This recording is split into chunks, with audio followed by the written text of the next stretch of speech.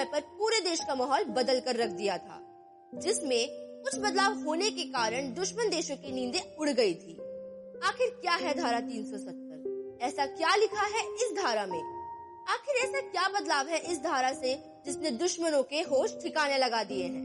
आइए जानते हैं इस वीडियो के माध्यम से। तो दोस्तों, आज हम बात करेंगे धारा 370 और इसके इतिहास की, और आखिर इसमें क्या क्या बदलाव किए गए हैं, और बात करेंगे इससे जुड़े कुछ अन्य धाराओं के बारे में।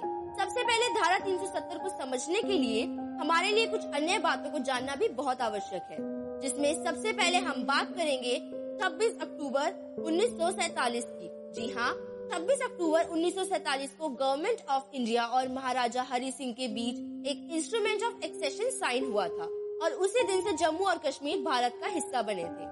फिर आता है 17 अक्टूबर 1949।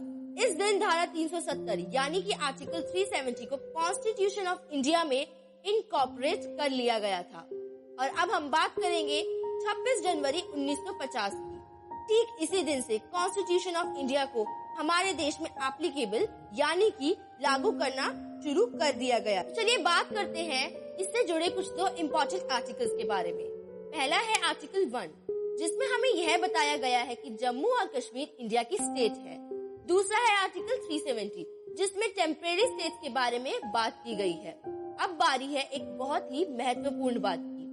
14 मई 1954 में डॉक्टर राजेंद्र प्रसाद ने एक ऑर्डर पास किया था, और उसी की वजह से अब हम यह सारे चेंजेस कर पा रहे हैं। उस आर्टिकल का नाम था constitution application to Jammu and Kashmir order 1954।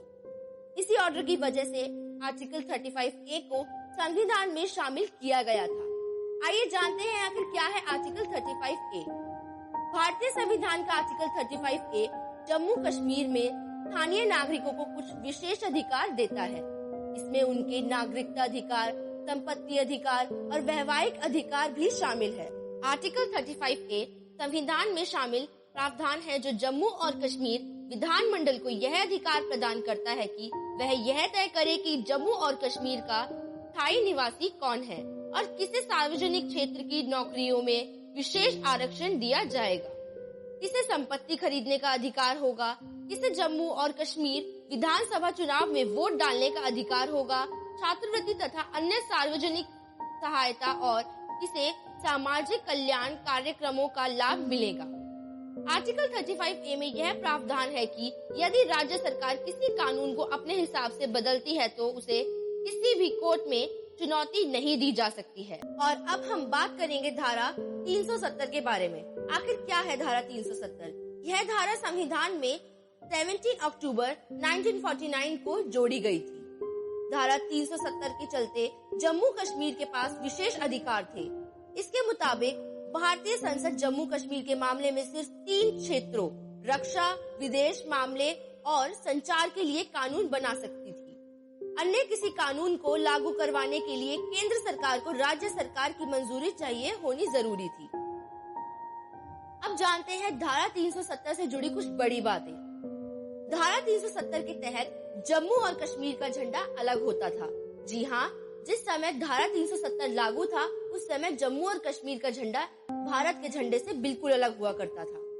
Jammu और कश्मीर के नागरिकों के पास दोहरी नागरिकता होती थी। जम्मू और कश्मीर में भारत के राष्ट्रीय ध्वज या राष्ट्रीय प्रतीकों का अपमान अपराध नहीं था। यहाँ भारत की सर्वोच्च अदालत के आदेश मान्य नहीं होते थे। जम्मू और कश्मीर की कोई महिला यदि भारत के किसी अन्य राज्य के व्यक्ति से शादी कर ले तो उस महिला की जम्मू और कश्मीर की नागरिकता भी खत्म हो जाया करती थी।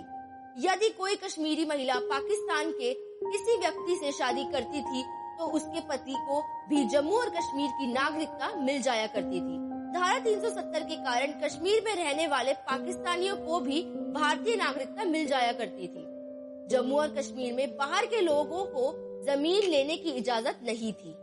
जम्मू और कश्मीर की विधानसभा का कार्यकाल 6 साल होता था, जबकि भारत के अन्य राज्यों की विधानसभाओं का कार्यकाल 5 साल होता है। लेकिन फिर आया कहानी में एक बहुत बड़ा ट्विस्ट। इतने सालों से चलती आई धारा 370 को आखिर कभी ना कभी तो खत्म होना ही था।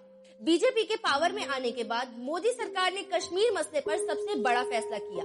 इसके तहत राज्य को विशेष दर्जा देने वाली धारा 370 को हटाया गया। गृह मंत्री अमित शाह ने राज्यसभा में प्रस्ताव किया कि जम्मू और कश्मीर में 370 में अब सिर्फ खंड 1 लागू रहेगा। सरकार ने राज्यसभा में एक विधेयक पेश किया था जिसमें जम्मू और कश्मीर का विभाजन 2 केंद्र शासित प्रदेशों के रूप में करने का प्रस्ताव किया गया था। यह 2 प्रदेश जम्मू कश्मीर और लद्दाख है। आर्टिकल 370 और 35A खत्म होने से बहुत से परिवर्तन आए हैं, लेकिन उनमें से कुछ खास परिवर्तन पर हम बात करेंगे। अब जम्मू और कश्मीर में देश के अन्य राज्यों के लोग भी जमीन लेकर रह सकते हैं।